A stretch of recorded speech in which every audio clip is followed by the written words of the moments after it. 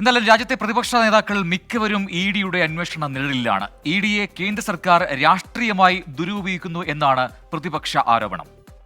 ED ആകട്ടെ ഇക്കാര്യം പൂർണ്ണമായും നിഷേധിക്കുന്നു. ഇഡി പേടിയോ അതോ ഇടിക്കൂടോ? ഇപ്പോൾ ഇഡിയാണ് താരം. ഇന്നലത്തെ CBI ആണ് ഇന്നത്തെ ഇഡി എന്ന് ചിലർ പറയുന്നു. ഏതായാലും പ്രതിപക്ഷത്തിന് പൊല്ലാപ്പാണ് എൻഫോഴ്സ്മെന്റ് ഡയറക്ടറേറ്റ് എന്ന ഇഡി. റവന്യൂ മന്ത്രാലയത്തിന് കീഴിലാണ്.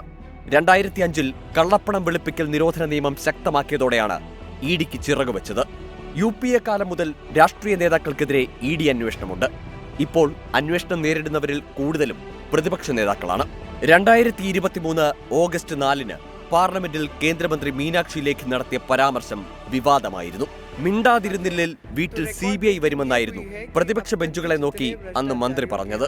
और जब ये लोग मोरालिटी की बात करते हैं तो मैं याद दिलाना चाहती हूं कि 90 बार 356 को इस्तेमाल करके चुनी हुई राज्य सरकारों को जिन लोगों ने डिसमिस किया वो कॉन्स्टिट्यूशनल मोरालिटी की बात ना करें तो बेहतर है. और ये बात, अरे ईडी, एक मिनट शांत रहो, तुम्हारे घर ना ईडी आ जाए. പരാമർശം വിവാദമായതോടെ തമാശയായി കരുതിയാൽ മതിയെന്ന് പറഞ്ഞ് മീനാക്ഷി ലേഖി തടിയൂരി.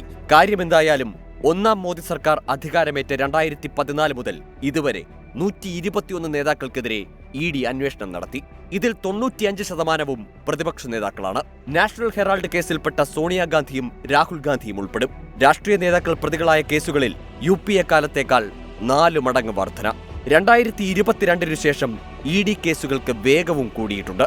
ഡൽഹി ഉപമുഖ്യമന്ത്രി മനീഷ് സിസോദിയ, തെലങ്കാന മുഖ്യമന്ത്രിയായിരുന്ന K. ചന്ദ്രശേഖര റാവു, മകളും BRS നേതാവുമായ K. കവിത, ജാർഖണ്ഡ് മുഖ്യമന്ത്രിയായിരുന്ന ഹേമന്ത് സോറൻ, കേരളത്തിലെ മുൻ മന്ത്രി AC മൊയ്തീൻ, ഇപ്പോൾ അരവിന്ദ് കെജ്രിവാൾ എന്നിവർ ഇക്കാലത്ത് ഇഡി അന്വേഷണത്തിന്റെ ചൂടറിഞ്ഞവരാണ്. മുൻ ധനമന്ത്രി തോമസ് ഐസക്കും ഇഡി നിഴലിലാണ്. പിന്നെയും നിരവധി നേതാക്കൾ ഇഡി കൂട്ടിലുണ്ട്. കർണാടക ഉപമുഖ്യമന്ത്രി DK ശിവകുമാർ, ബംഗാൾ മുഖ്യമന്ത്രി മമതാ ബാനർജിയുടെ അനന്തരവൻ അഭിഷേക് ബാനർജി, മുൻ ഹരിയാന മുഖ്യമന്ത്രി ഭൂപീന്ദർ സിംഗ് ഹൂഡ എന്നിവരൊക്കെ ഇഡിയുടെ ഓഫീസ് കയറിയിറങ്ങിയവരാണ്. ഇതോടെ പ്രതിപക്ഷ നേതാക്കൾ ഒറ്റക്കെട്ടായി ഇഡിക്കെതിരെ രംഗത്തെത്തി. ഇപ്പൊ ആ സാങ്ക്ടിറ്റി എന്നതിലുള്ള ഡയറക്റ്റ് അറ്റാക്കാണ് ഇപ്പോൾ നടന്നുകൊണ്ടിരിക്കുന്നത്. ഇത് ഒരൊറ്റ ഭരണപക്ഷ പാർട്ടികൾക്കെതിരായിട്ട് ഒരൊറ്റ ആക്ഷനും ഇല്ല. എല്ലാം പ്രതിപക്ഷ പാർട്ടി നേതാക്കന്മാർക്കെതിരായി. ഒരു സിറ്റിംഗ് ചീഫ് മിനിസ്റ്ററെ ഇലക്ഷൻ പ്രഖ്യാപിച്ചു കഴിഞ്ഞ് അറസ്റ്റ് ചെയ്യുക എന്ന് പറയുന്നത് ഇന്ത്യ ചരിത്രത്തിൽ ഇതുവരെ ഉണ്ടായിട്ടില്ല. അപ്പോൾ തെരഞ്ഞെടുപ്പിൻ്റെ നീതിപൂർവമായ തെരഞ്ഞെടുപ്പിനെ അട്ടിമറിക്കാനും ഇത് ഹൈജാക്ക് ചെയ്യാനുള്ള ശ്രമമാണ്. ഇലക്ഷൻ കമ്മീഷന്റെ ഇന്റർവെൻഷൻ ആവശ്യമാണ്. BJPയിൽ ചേർന്നാൽ ഇഡി അന്വേഷണം നിലയ്ക്കുമെന്നും പ്രതിപക്ഷ നേതാക്കൾ ആരോപിക്കുന്നു. കോൺഗ്രസിലായിരുന്നപ്പോൾ ശാരദാ ചിട്ടിതട്ടിപ്പിൽ അന്വേഷണം നേരിട്ട നിലവിലെ അസം മുഖ്യമന്ത്രി ഹിമന്ത ബിശ്വ ശർമ്മ BJPയിൽ ചേർന്നതോടെ ആ അന്വേഷണത്തിന്റെ പൊടി പോലും ഇല്ലാതായി. തൃണമൂലിലായിരുന്നപ്പോൾ അന്വേഷണം നേരിട്ട സുവേന്ദു അധികാരിയും മുകുൾ റോയിയും BJPയിലെത്തിയപ്പോൾ അന്വേഷണം നിലച്ചു. മോദി സർക്കാരുകളുടെ കാലത്ത് രാഷ്ട്രീയ നേതാക്കൾക്കെതിരായ അന്വേഷണത്തിന്റെ കണക്കിങ്ങനെ: കോൺഗ്രസ് നേതാക്കൾ 24, തൃണമൂൽ കോൺഗ്രസ് 19, BJP 6. UPA കാലത്ത് അന്വേഷണം നേരിട്ടവരിൽ അന്നത്തെ മഹാരാഷ്ട്ര മുഖ്യമന്ത്രി അശോക് ചവാനും കോൺഗ്രസ് MP സുരേഷ് കൽമാഡിയും ഉൾപ്പെടും. ഏതായാലും രാഷ്ട്രീയ വിവാദങ്ങളുടെ കേന്ദ്ര ബിന്ദുവായി ഇഡി മാറി. ഇഡി ആകട്ടെ ആരോപണങ്ങൾ തള്ളുകയും അഴിമതിക്കും കള്ളപ്പണത്തിനുമെതിരെ ജാഗ്രത തുടരുമെന്നും വിശദീകരിക്കുന്നു. Election desk 24.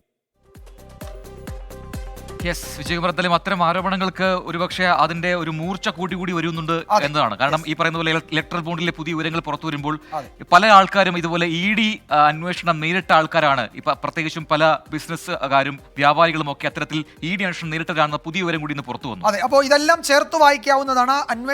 അന്വേഷണത്തിന് രക്ഷപ്പെടാനുള്ള ഉപാധികൾ, അതിന് ഇലക്ട്രൽ ബോണ്ടിലൂടെ അതിൽ അഭയം കണ്ടെത്തിയവർ, അവരുടെയൊക്കെ പട്ടിക വരുന്നുണ്ട്.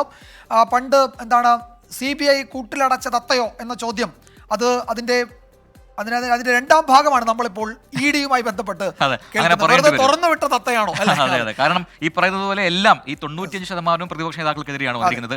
BJP ഭരിക്കുന്ന സംസ്ഥാനങ്ങളിലൊന്നും ഇഡിയെയോ മറ്റ് ഏജൻസികളെയോ കാണുന്നുമില്ല എന്നതാണ് പ്രതിപക്ഷത്തിന്റെ പ്രധാനപ്പെട്ട ആരോപണം.